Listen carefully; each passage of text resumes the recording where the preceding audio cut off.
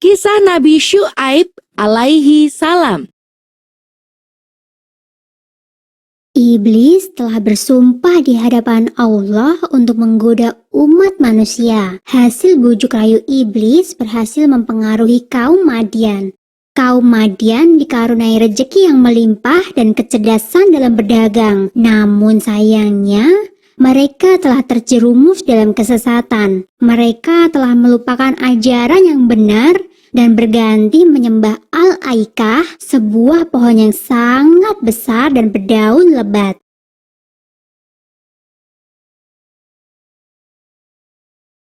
Di tengah kaum Madian yang sesat, Allah menunjuk Nabi Syu'aib sebagai penunjuk jalan. Nabi Syu'aib masih keturunan Nabi Lut dan ia dikenal sebagai nabi yang cerdas serta pintar berkhutbah.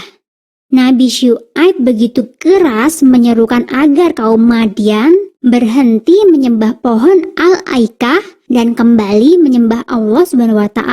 Sama seperti kaum sebelumnya, kaum Madian pun menentang seruan Nabi Syu'aib.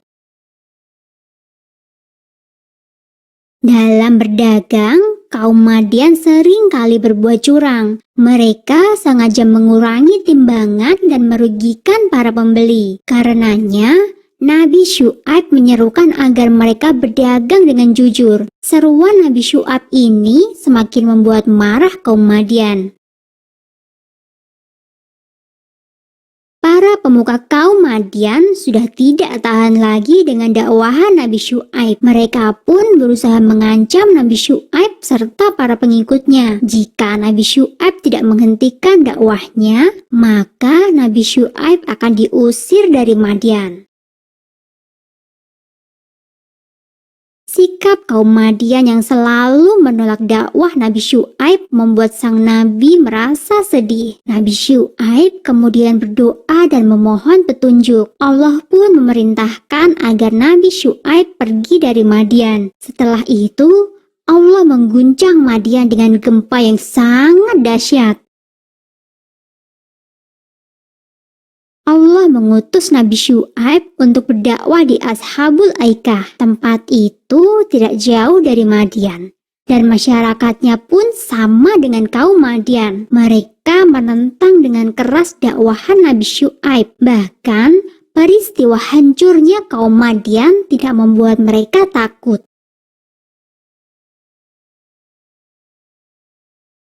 Penduduk Ashabul Aikah menantang Nabi Syu'aib untuk mendatangkan hukuman dari Allah sesuai cerita Nabi tentang kaum Madian. Kemusyrikan dan kekafiran kaum Ashabul Aikah mendatangkan hukuman dari Allah. Tiba-tiba saja mereka merasakan udara yang sangat panas membakar seluruh tubuh.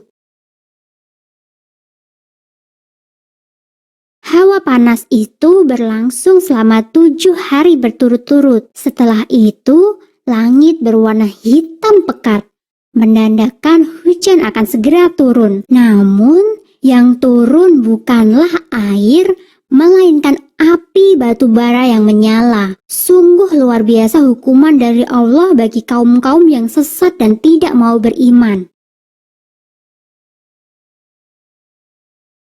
Nabi Syu'aib bersama pengikutnya kembali ke Madian. Kota itu tidak rusak meskipun diterjang gempa yang dahsyat. Hanya orang-orang yang menentang Allah saja yang dimusnahkan pada hari itu. Setelah itu, Nabi Syu'aib kembali meneruskan dakwahnya. Sumber dalam Al-Quran, surat Hud ayat 84 yang berbunyi, "Dan kepada penduduk Madian kami utus saudara mereka Syu'aib. Ia berkata, 'Hai kaumku, sembahlah Allah. Sekali-kali tiada Tuhan bagimu selain Dia, dan janganlah kamu kurangi takaran dan timbangan. Sesungguhnya aku melihat kamu dalam keadaan yang baik, dan sesungguhnya aku khawatir terhadapmu akan azab hari yang membinasakan.'